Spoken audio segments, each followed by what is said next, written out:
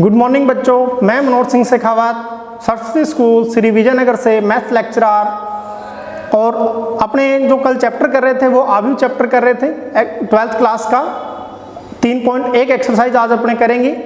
और उससे पहले मैं आपको बता देता हूं कि कल बहुत सारे बच्चों ने वीडियो हमारा देखा भी है, लाइक भी किया है और शेयर भी किया है। और जिन बच्चों ने चैनल को सब्सक्राइब नहीं किया है वो बच्चे चैनल को सब्सक्राइब कर लें, जिससे आपको जो हमारा वीडियो YouTube चैनल पे आएगा वो तुरंत आपको मिल जाएगी। और साथ ही कुछ बच्चों ने कमेंट भी किया था कि सर आवाज़ है वो क्लियर नहीं आ रही है। तो जो फर्स्ट वीडियो था उसमें आवाज़ में थोड़ी प्रॉब्लम आ रही थी, जो नेक्स्ट YouTube पे जो वीडियो बने हैं उस पे ये प्रॉब्लम नहीं आ रही है, तो वो प्रॉब्लम हमने दूर कर दी है, तो आगे ये प्रॉब्लम नहीं आएगी। साथ ही एक बच्चे ने सिलेबस का पूछा था कि 12th क्लास का सिलेबस NCERT होगा या जो पिछले वर्ष था वही रहेगा। तो उनके लिए मैं बोलना चाहूँगा कि 12th क्लास का और 10th क्लास का सिलेबस चेंज नहीं होगा किसी भी विषय का। जो सिलेबस चेंज हुआ वो 6th से 9th क्लास तक और 11th क्लास का चेंज हुआ है, जो कि NCERT का लगेगा। बाकी जो सिलेबस है वही पुराना रहेगा 10th और 12th का। और बच्चे पूछ रहे थे नोट्स का, तो जो बच्चे नोट्स बनाना चाहें वो बना सकते हैं। वीडियो को बार बार देख के आप नोट्स तैयार कर ले तो आगे आपको और सुविधा रहेगी तैयारी करने में।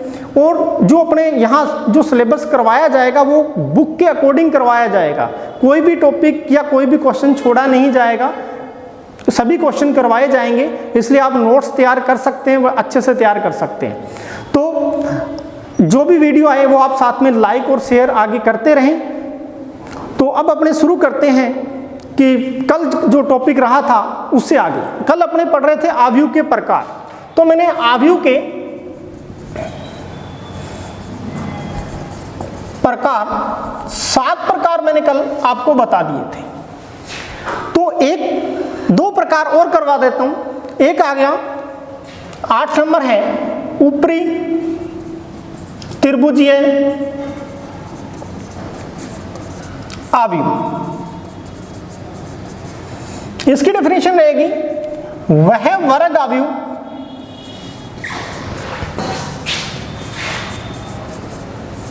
जिसमें मुख्य विकिरण के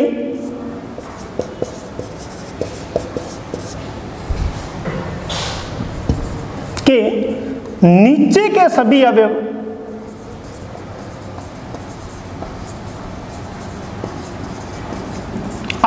शून्य हो, ऊपरी त्रिभुजीय आव्यूह कहलाता है।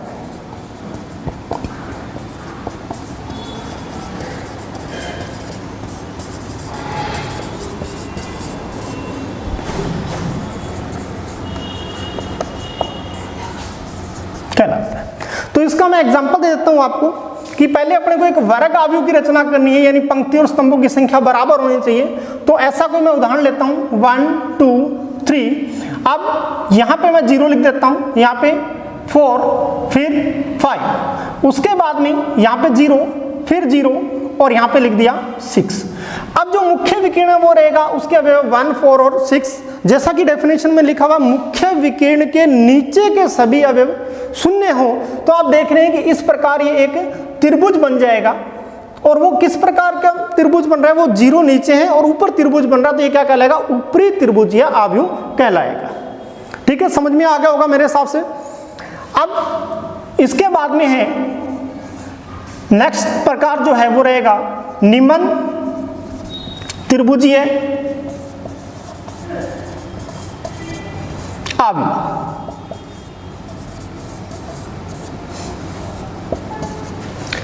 वह वर्ग आव्यूह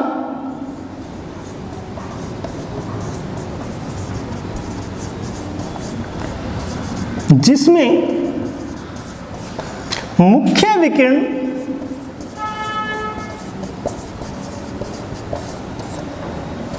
के ऊपर के सभी अवयव शून्य हो, निम्न त्रिभुज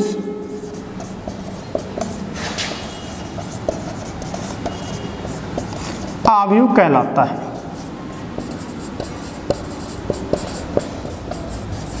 तो इसका भी एग्जांपल कर लेते हैं अपने। तो वर्ग अवयव लेके चल रहे हैं, तो वर्ग अवयव अपने लिया और इसके अंदर मुख्य विकर्ण के ऊपर के मान 0 करने, मतलब ये जो 3 इसमें लिखे हुए हैं 2, 3, 5, इसकी जगह जो भी अवयव आएगा उसको अपने को 0 करना है।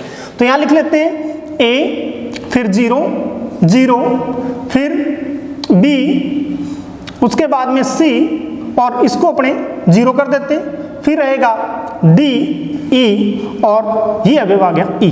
तो अब अपने देख रहे हैं कि जो त्रिभुज बन रहा है वो नीचे की ओर बन रहा है, तो ये जो अवयव का प्रकार है वो कौन सा रहेगा, निम्न त्रिभुजीय अवयव। तो ये तो थे अवयव के प्रकार। अब अपने करते हैं कि दो अवयव समान कब होते हैं, यानी अवयवों की समानता।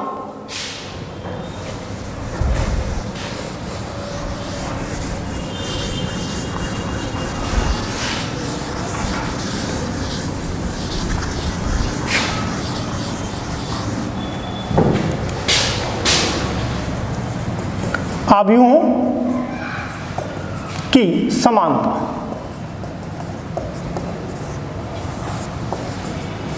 दो अवयव, एक अवयव a लिया जिसका अवयव aij की फॉर्म में, और उसका अपने ऑर्डर जो है वो m × n लेते हैं, तथा दूसरा अवयव अपने लेते हैं bij और उसका ऑर्डर लेते हैं p × q। अब हमें यह बताना है कि ये दो अवयव समान होंगे तो वो किस कंडीशन में समान होंगे।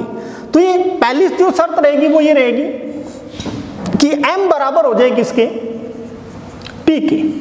m यहाँ पे m × n में m पंक्तियां n स्तंभ है, इसी प्रकार p × q में p पंक्ति और q स्तंभ है।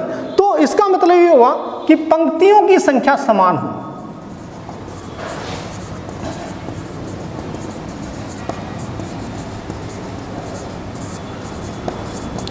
साथ में n बराबर होना चाहिए q के, यानी n यहाँ पे स्तंभ है और यहाँ पे दूसरे b अवयव के अंदर q स्तंभ दिए हुए, तो n बराबर q, यानी स्तंभों की संख्या समान होनी चाहिए। और तीसरी कंडीशन रहती है कि उनके संगत मान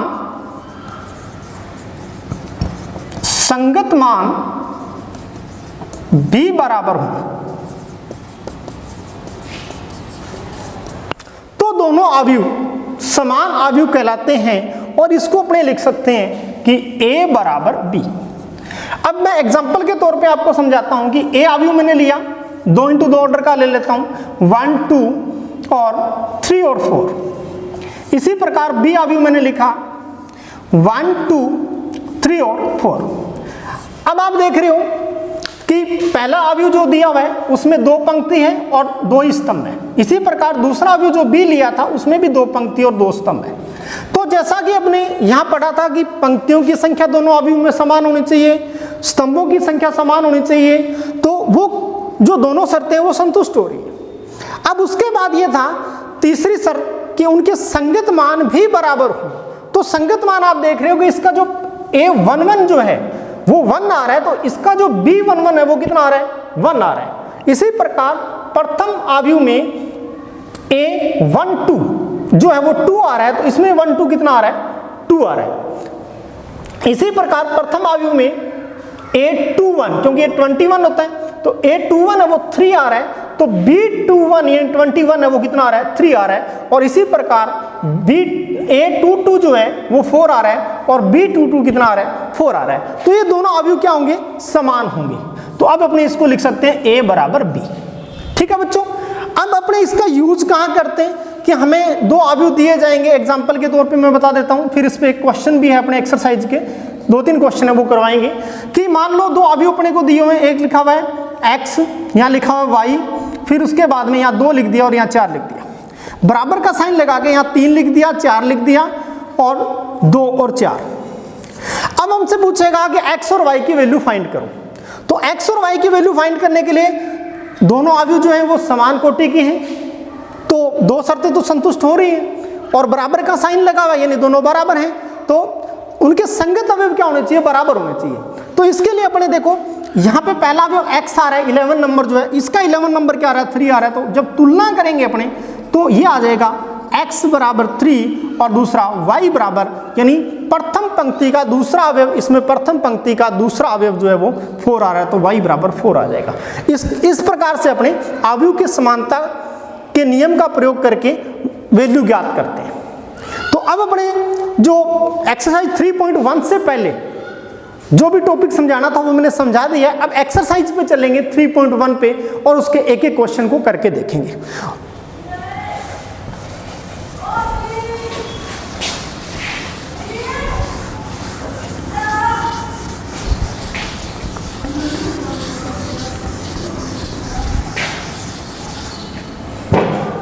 तो पहला क्वेश्चन लेते हैं 3.1 एक्सरसाइज का। क्वेश्चन नंबर 1 है, यदि ए अवयव ए आई जे उसका अवयव हो गया 2 × 4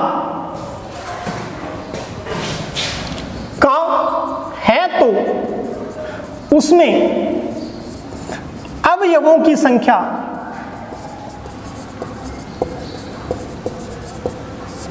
लिखो। तो ये प्रथम क्वेश्चन रहेगा अपना। तो जब अपने कोटि ज्ञात की थी, डेफिनेशन कर रहे थे कि अवयव की कोटि कैसे ज्ञात करते हैं, कैसे लिखते हैं उसको, तो उसमें हमने ये पढ़ा था कि अवयव की कोटि जो होता है, जैसे यहाँ लिखा हुआ 2 × 4, इनका यदि अपने गुणा कर दें तो जो संख्या प्राप्त होगी उस अवयव के अंदर उतने ही अवयव होंगे। तो आप देख रहे हैं कि यहाँ 2 × 4 है तो ये 8 हो जाएगा। तो यहाँ अवयवों की संख्या क्या आ जाएगी, ए के अवयवों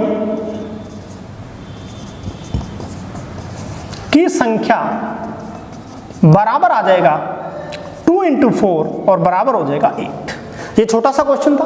अब इसी प्रकार यहाँ पे जो भी आपको कोटि मिले उन दोनों का गुणा करके आप कोई भी क्वेश्चन को है हल कर सकते हैं और उसमें अवयवों की संख्या निकाल सकते हैं। जो नेक्स्ट क्वेश्चन रहेगा उसमें हमसे पूछा हुआ है कि 4 कोटि का, यानी 4 × 4 कोटि का तत्समक अवयव लिखो। तो कल अपने चर्चा कर रहे थे अवयव के प्रकार की, तो उसमें हमने पहले पढ़ा था विकीर्ण अवयव। विकीर्ण अवयव में क्या था कि मुख्य विकीर्ण के अवयव को छोड़ के सभी अवयव क्या हो जाएंगे, 0 हो जाएंगे। वो जो अवयव वो वर्ग अवयव होना चाहिए। उसके बाद हमने पढ़ा था अदिश अवयव। अदिश अवयव ये था कि मुख्य विकीर्ण के सभी अवयव समान होंगे और बाकी सभी अवयव 0 हो जाएंगे। इसी प्रकार उसके बाद तीसरा प्रकार आया था कि तत्समक अवयव। तत्समक अवयव की डेफिनेशन ये कहती है कि वह वर्ग अवयव जिसमें मुख्य विकीर्ण के सभी अवयव इकाई हों और शेष अवयव 0 हो जाएं तो वो इकाई अवयव कहलाता है। उसमें हमने 2 ऑर्डर का अवयव पढ़ा था, 3 ऑर्डर का पढ़ा था और आज इसने पूछा है 4 ऑर्डर का। तो अपने I4 से इसको डिनोट करेंगे और इसका आंसर आ जाएगा कि 1 0 0 0 0 1 0 0 0 0 1 0 0 0 और 1। तो ये इसका आंसर आ जाएगा। तो ये अपने 2 क्वेश्चन हो जाते हैं। अब इसके बाद में अपना जो तीसरा क्वेश्चन रहेगा वो अवयव के समानता पे रहेगा।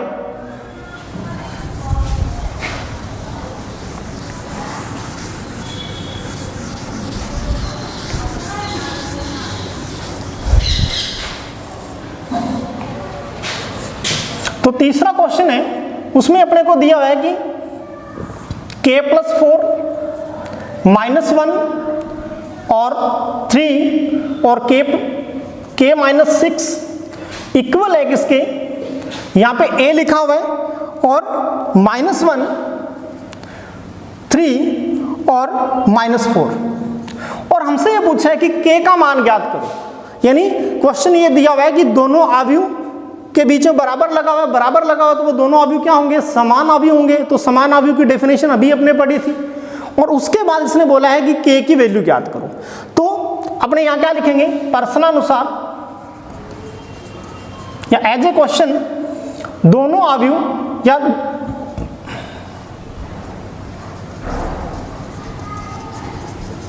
समान अवयव हैं इसलिए इनके संगत अवयव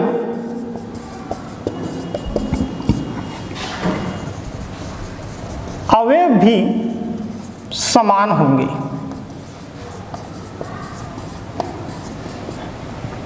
तो तुलना करेंगे तो ये 1 1 अवयव आ रहा है k+4 और इसका 1 1 अवयव आ रहा है a, तो ये आ जाएगा k+4 इक्वल आ जाएगा a, और इसको अपने 1 नंबर इक्वेशन देके छोड़ देते हैं। अब उसके बाद में यहाँ 3 लिखा हुआ, यहाँ 3 लिखा हुआ, कोई दिक्कत नहीं है। यहाँ -1 लिखा हुआ, यहाँ -1 लिखा हुआ, तो यहाँ से तो k का मान निकलेगा नहीं। अब k दिया हुआ है 822 नंबर जो अवयव है उसके अंदर दिया हुआ है, तो यहाँ पे k-6 लिखा हुआ है, यहाँ पे -4 लिखा हुआ है, तो यहाँ से तुलना करेंगे तो ये बनेगा k-6 इक्वल आ जाएगा -4, और 6 को उधर लेके जाएंगे तो प्लस का हो जाएगा, और k इक्वल आ जाएगा 6 - 4, और k इक्वल आ जाएगा अपने पास 2। और इसके अंदर अपने को a की वैल्यू ज्ञात करनी थी, तो k की वैल्यू ज्ञात करेंगे तो a की वैल्यू निकलेगी। तो अब जो k का मान है वो समीकरण 1 में रख देंगे, तो k का मान समीकरण 1 में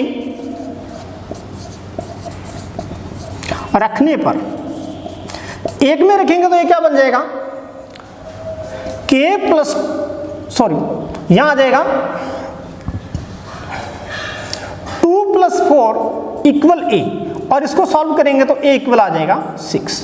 इस प्रकार से अपने a की वैल्यू निकाल लेते हैं और अपना थर्ड क्वेश्चन है वो कंप्लीट हो जाता है। ठीक है बच्चों, समझ में आ गया होगा। अब अपने नेक्स्ट क्वेश्चन की ओर बढ़ते हैं, और नेक्स्ट क्वेश्चन रहेगा अपना एक्सरसाइज का 4th नंबर।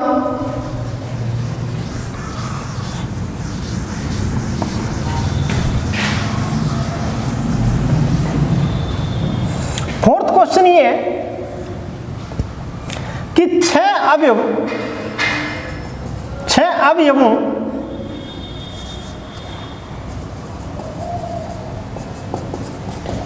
वाले अवयवों के संभावित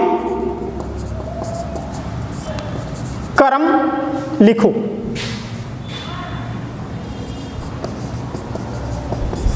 यानी अपने को यह पता है कि कोई अवयव अपने को दिया हुआ है, उसके अंदर 6 अवयव हैं, तो वो अवयव जो है वो किस ऑर्डर का हो सकता है। तो अपने इससे पहले जो फर्स्ट क्वेश्चन किया था उसके अंदर हमने देखा था कि कोई भी अवयव दे रखा हो उसके कोटि का यदि गुणा कर ले अपने, तो पहले में ये किया था कि 2 × 4 किया था, तो हमें क्या मिला था, 8 मिल गया था। अब यदि हमें 8 दिया हुआ है तो उसके ऑर्डर क्या हो सकते हैं, जैसे इसमें 2 × 4 था तो और भी हो सकता है, 4 × 2 भी हो सकता है, 1 × 8 भी हो सकता है। तो इस प्रकार से इसके संभावित कुल कितने रिजल्ट आ सकते हैं वो अपने को करना है। तो ये रहेगा छठे के लिए आंसर जो है वो हो जाएगा कि अवयव के संभावित क्रम आ जाएगा 1 × 6, एक पंक्ति यानी पंक्ति अवयव आ गया, फिर 6 × 1 हो सकता है, ये स्तंभ अवयव हो जाएगा, फिर 2 × 3 का मल्टीप्लाई विथ 6 आ रहा है, तो ये भी यानी 2 पंक्ति 3 स्तंभ हो जाएंगे, या 3 पंक्ति और 2 स्तंभ, ये इसके 4 संभावित क्रम रहेंगे। तो ये था अपना चौथा क्वेश्चन। अब अपने बढ़ते हैं 5वें क्वेश्चन की ओर। उसमें 3 क्वेश्चन दिए हुए हैं, तो 2 क्वेश्चन मैं आपको करवाने की कोशिश करूंगा और एक आपके लिए छोड़ूंगा कि जो आप करेंगे और कोई प्रॉब्लम आए तो कल मेरे को बताएंगे। 5वां क्वेश्चन अपने को दिया हुआ है कि 2 × 2 कोटि का एक अवयव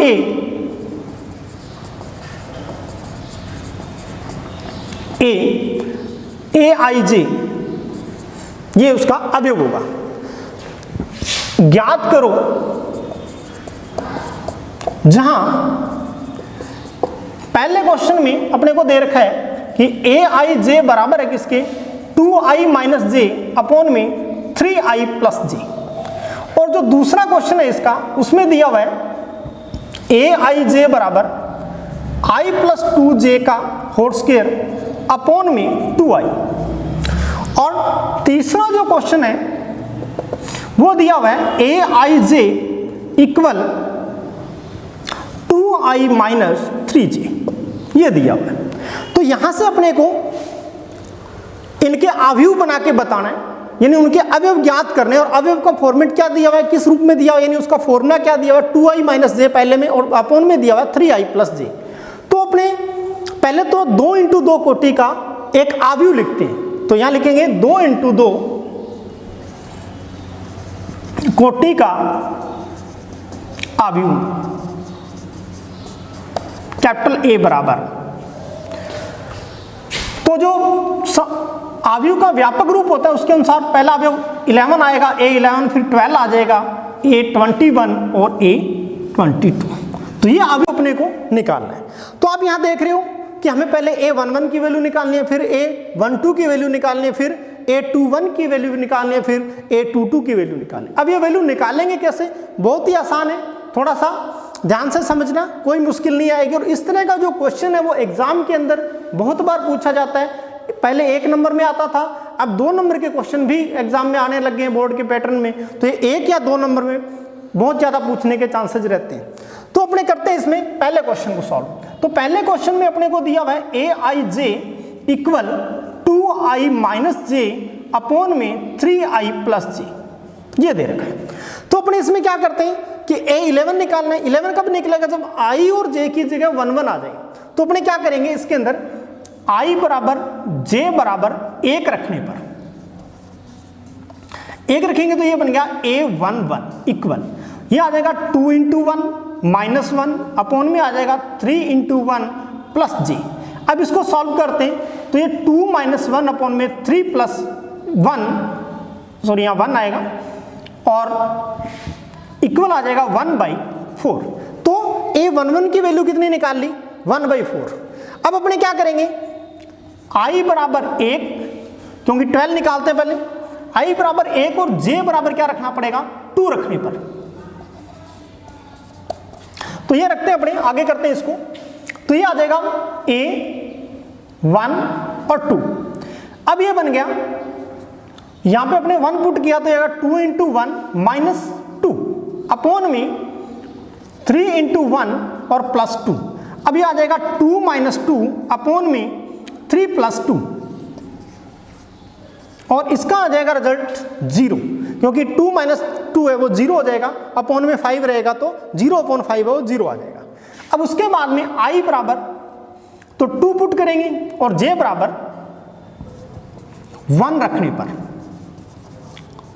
तो ये पुट करेंगे तो ये आ जाएगा A21, और यहां i की जगह 2, तो 2 इंटू 2 माइनस j की जगह 1 अपॉन में 3 इंटू 2 और प्लस j की जगह 1, तो ये आ जाएगा 3 अपॉन में 6 प्लस 1, या 3 अपॉन में 7 आ जाएगा इसका मान। अब उसके बाद में अपने निकालते हैं A22, तो i बराबर और j बराबर दोनों की वैल्यू 2 पुट करते हैं,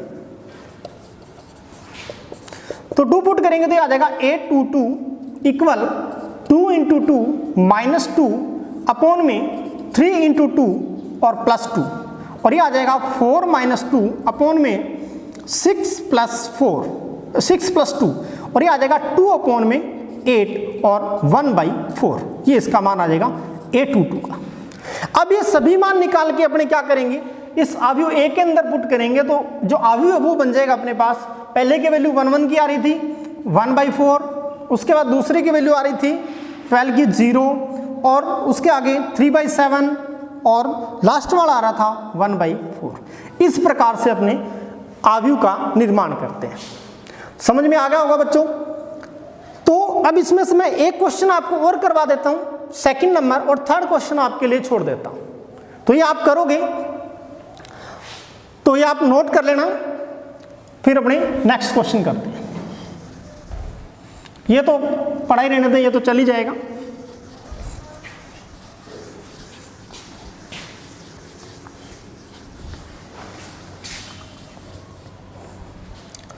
तो 2 इंटू 2 कोटि का अवयव कैपिटल A बराबर A11, ये तो पहले वाला ही रहेगा क्योंकि इसमें तीनों क्वेश्चन के लिए 2 × 2 कोटि का एक आव्यूह आपको निकालना था। तो अपने करते हैं इसमें दूसरा क्वेश्चन जो था वो दे रखा है aij बराबर i + 2j की स्क्वायर अपॉन में 2i। तो यहां से i बराबर 1 और j बराबर 1, दोनों की जगह 1 पुट करेंगे तो क्या बनेगा, ये आ जाएगा a11 बराबर 1 + 2 × 1 क्या आ जाएगा, 2 हो जाएगा उसकी और स्क्वायर, और अपॉन में कितना आ जाएगा, 2 × 1 2 आ जाएगा, ये आ जाएगा 9/2। तो ये आ गया a11 की वैल्यू 9/2। इसी प्रकार i बराबर 1 और j बराबर 2 रखते हैं तो ये बन जाएगा a12 इक्वल क्या आ जाएगा 1 i की वैल्यू 2, और यहां j की वैल्यू 2 पुट करेंगे तो 2 × 2 कितना हो जाएगा, 4 हो जाएगा, और उसकी फिर 4 स्क्वायर अपॉन में क्या आ जाएगा 2 × 1। तो इसको सॉल्व करेंगे 4 + 1 5 की स्क्वायर आ जाएगा 25 और अपॉन में आ जाएगा 2। इस प्रकार से हमने a12 भी फाइंड कर लिया। अब उसके बाद a21 निकालना है तो i की वैल्यू 2 और j की वैल्यू 1 पुट करते हैं तो ये आ जाएगा a21 इक्वल 2 + 2 × 1 2 हो जाएगा कि होल स्क्वायर, और अपॉन में 2 × i की वैल्यू भी 2 है, तो ये हो जाएगा 4 की स्क्वायर 16 अपॉन में 4, और इक्वल वैल्यू क्या आ जाएगी, 4 आ जाएगी। अब उसके बाद में अपने वैल्यू निकालते हैं a22, यानी i बराबर और j बराबर 2 रखते हैं अपने। तो 2 रखेंगे तो यहां पे 2 आ जाएगा, 2 + 2 × 2 की होल स्क्वायर अपॉन में 2 × 2। तो यहां से इसको सॉल्व करेंगे, 2 × 2 4 हो गया, 4 + 2 6 हो गया, 6 की होल स्क्वायर है वो कितना हो जाएगा 36 अपॉन में कितना आ जाएगा 4, और इसको डिवाइड करेंगे ये आ जाएगा 9। तो अपने a22 की वैल्यू कितनी निकाल ली, 9। अब ये सभी जो वैल्यू अपने निकाली है वो आव्यूह a के अंदर पुट कर देंगे तो रिजल्ट क्या आ जाएगा, वो आ जाएगा, पहला जो रिजल्ट था वो था 9/2, दूसरा रिजल्ट था 20/5/2, और तीसरा रिजल्ट था 4, और चौथा रिजल्ट आया था 9। इस प्रकार से अपने 5th का सेकंड क्वेश्चन भी कंप्लीट कर लेते हैं। तो आशा करता हूं आपको समझ में आ गया होगा, और कोई प्रॉब्लम आए तो आप कमेंट बॉक्स में कमेंट कर देना। मैं नेक्स्ट क्लास से पहले आपके कमेंट देखूंगा और जो भी प्रॉब्लम आएगी उसको पहले सॉल्व कराऊंगा, उसके बाद अपने आगे करेंगे। और जो थर्ड क्वेश्चन यहाँ पे मैंने छोड़ा हुआ है वो आप सर्वे करेंगे, और कोई प्रॉब्लम आए तो ये भी नहीं होगा तो फिर मैं करवा दूंगा। ठीक है बच्चों, धन्यवाद आज की क्लास के लिए देखने के लिए, और आप इस वीडियो को लाइक करें, शेयर करें और हमारे स्कूल के चैनल को सब्सक्राइब करें। धन्यवाद बच्चों।